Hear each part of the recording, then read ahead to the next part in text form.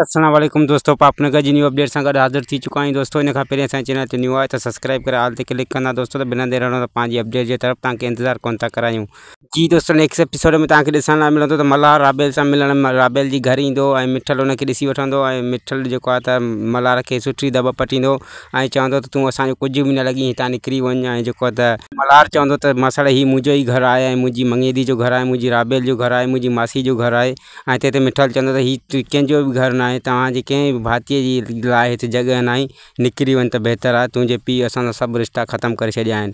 ऐं ॿिए पासे दोस्तों तव्हां ॾिसंदव त जेको आहे त रावल जेको बालाज खान सां सीनाज़ोरी करणु चाहींदो ऐं उनजे आॾो जेको कंधु झुकाइणु न चाहींदो, त उनखे पंहिंजो चाचो वरियल ख़ान बि दोस्तों सम्झाईंदो त हिते रहणो अथई त बालाज खान जो ताबेदार थी रहियो। ऐं जेको आहे त रावल कॾहिं बि इहो न चाहींदो त मां कंहिंजे आॾो कंधु झुकायां, छो त हिकु अॾो ॾेखारे वियो आहे दोस्तों त बालाज खान हुनखे ज़रूरु जेको आहे त नुक़सानु ॾींदो दोस्तों।